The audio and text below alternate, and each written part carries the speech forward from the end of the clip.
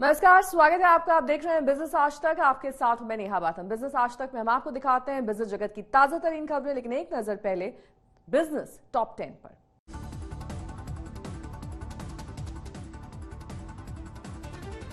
EPFO subscribers के लिए UAN आधार link कराने की डेडलाइन बढ़ी। अब 31 दिसंबर तक कर सकेंगे लिंक।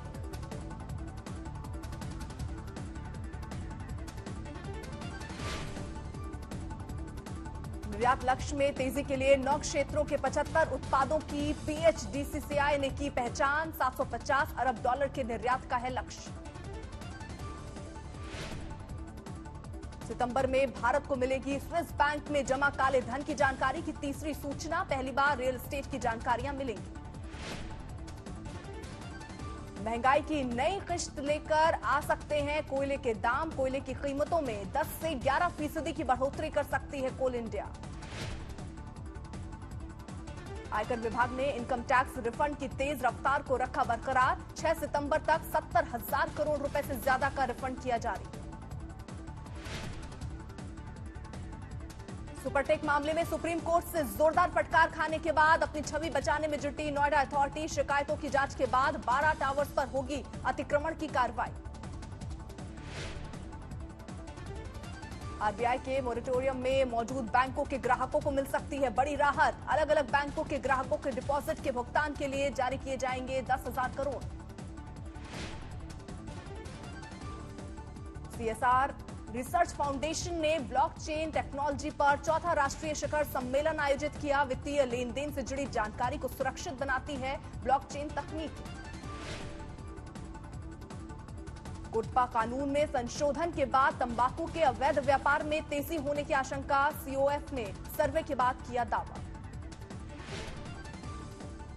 अब जोमेटो के ऐप पर नहीं दिखाई देगा ग्रोसरी डिलीवरी का विकल्प। 17 सितंबर से बंद होगा ग्रोसरी डिलीवरी का बिजनेस। कोरोना की दूसरी लहर के बाद ज्यादातर रिसर्च एजेंसियों ने भारत की विकास दर के अनुमान घटाकर सिंगल डिजिट में कर दिए थे, लेकिन अनलॉक से शुरू हुई रिकवरी की तेज रफ्तार एक बार फिर देश की विकास दर के अनुमानों को बढ़ाने का दम भर रही है। एनसीएईआर ने 2021-22 के लिए 10% का अनुमान जाहिर करके इसकी शुरुआत कर दी।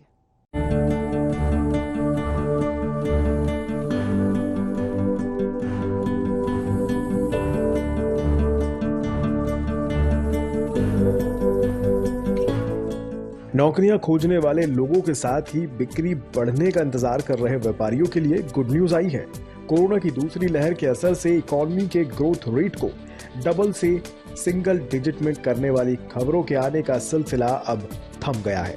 अब फिर से रिसर्च एजेंसियां अपने अनुमानों में सुधार करने लग सकती हैं। इसकी शुरुआत हुई है इकोनॉमिक थिंक टैंक एनसीएईआर से, जिसने 2021-22 के लिए देश की विकास दर का अनुमान बढ़ाकर फिर से दोहरे अंकों में यानी 10% कर दिया है। इस बढ़ोतरी के पीछे बड़ी वजह है अब सप्लाई सामान्य होने लगी है, साथ ही पारंपरिक और संपर्क सेवाओं में मांग बढ़ी है। इसके अलावा ग्लोबलाइजेशन के दौर की बेहद महत्वपूर्ण कसौटी यानी वैश्विक अर्थव्यवस्था भी दुरुस्त हो गई है। ऐसे में इस साल अगर ये अनुमान सटीक बैठे तो फिर रिकवरी के रथ पर सवार अर्थव्यवस्था की बदौलत नौकरियों की झमाझम बरसात होगी। नौकरी पेशा जब सैलरी मिलने पर खर्च बढ़ाएंगे तो फिर दुकानदारों का माल बिकेगा, यानी फैक्ट्रियों में ज्यादा उत्पादन होगा, जिससे हर तरफ हर्षोल्लास का माहौल कायम हो जाएगा। इस वर्ष यदि सब कुछ ठीक रहा तो हम अर्थव्यवस्था में 10% से अधिक की वृद्धि जरूर पा सकेंगे, क्योंकि पहली तिमाही में जो अप्रैल से जून की तिमाही है इसमें ऑलरेडी 20% की ग्रोथ हासिल की जा चुकी है और आने वाले समय में इस ग्रोथ को अगर कायम रखा जाएगा तो डेफिनेटली ये हम अर्थव्यवस्था में अच्छी तरक्की कर सकेंगे।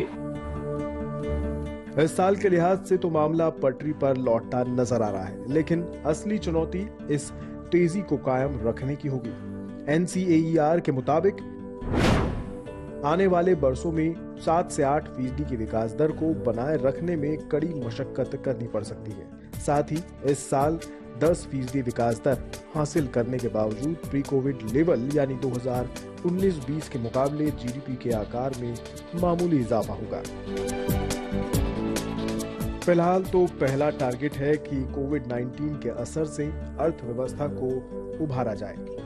इसमें सबसे बड़ा रोल वैक्सीनेशन का है।